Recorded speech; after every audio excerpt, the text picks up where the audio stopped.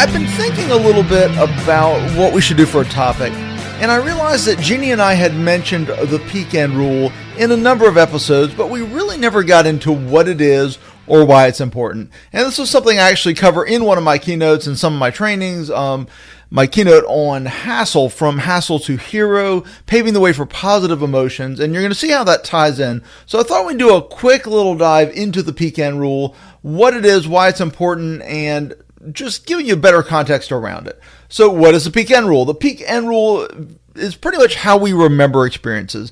And the first principle is this: understanding that the experiencing self and the remembering self are not the same. And what matters for our customers, for us as we go through experiences, is truly what we remember about the experiences, not necessarily how we felt. So the peak end rule states that the things that tend to be remembered most strongly, that tend to stand out, are the peak.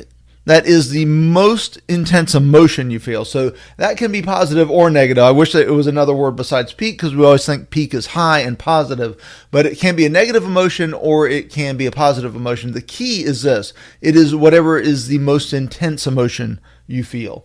And the final thing, and a lot of you may be familiar with this, is the end. What happens at the end of the experience tends to have an outsized impact on our memory.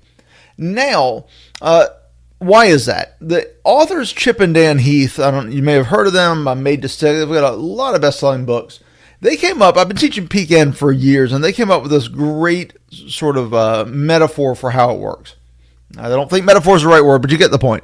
And it's called the Disney paradox. And basically what it says is, if you polled an adult every minute while they were at a Disney World theme park, and this is nothing against Disney, but if you polled an adult every minute of their experience at a Disney World theme park, they probably wouldn't be all that happy, right? They'd be hot, they'd be tired, they'd be standing in line for 3 hours, they'd be paying $94 for a Coke. They wouldn't be that happy if you polled them every minute. But why, even for adults, is the Disney experience so magical? And the reason is because our experiences, our memory of the experiences, is not the average of how we felt throughout the experience.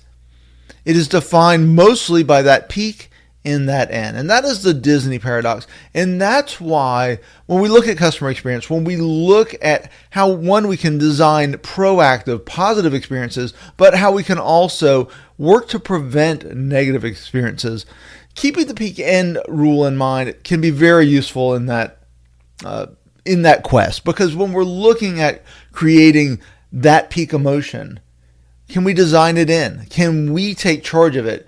Obviously, we cannot control every part of the experience. We can't control some things that go wrong that are out of our control, or things are just going to happen. And sometimes that peak emotion is going to form on its own. But to what degree can we strategically control it? To what degree can we, one, prevent the negative emotions by focusing on certain key attributes that tend to cause them? Disrespect, things that come from our human teams, from our human parts of the experience, right? From our team members. Hassle, which is why this relates to that speech I told you about, my hassle to hero speech. If we look for certain areas of negative, potential negative emotion, if we look at that from the experience lens, from the journey lens, and look at it through the lens of the peak end, we can start to design around both creating positive moments and really focusing on preventing negative moments. So that was a brief look at the peak end rule. I hope you enjoyed it, and I hope it clarifies some of the things we've been referring to in earlier episodes for you long-time listeners.